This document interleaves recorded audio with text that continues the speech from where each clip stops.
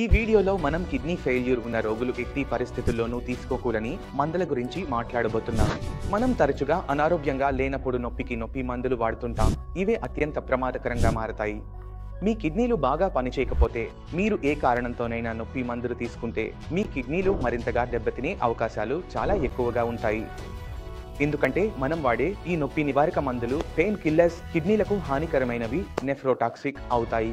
వీటి జాబితా చాలా పెద్దదిగా ఉంటుంది. ఇందులో డైక్లోఫెనాక్ ఉంటుంది. ఇందులో న్యూమోసిలేట్ కూడా ఉంటుంది.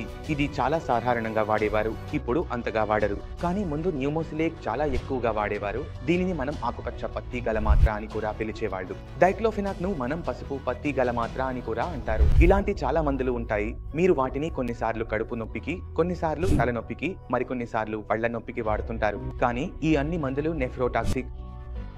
మీరు ఏదైనా నొప్పి మందు తీసుకుంటే ఇక్కడి నుంచి మీరు సరిపోల్చుకోండి. మీరు కిడ్నీ ఫెయిల్యూర్ రోగి అయితే ఈ మందును తప్పుకోవాలి. మీరు సాధారణ వ్యక్తి అయినా కూడా ఈ మందుల నుంచి కొంత దూరంగా ఉండాలి. 2-4 రోజులు తీసుకోవడం పర్వాలేదు, కానీ మీరు దీన్ని నెలలు మళ్ళీ తీసుకుంటే జాగ్రత్తగా ఉండాలి.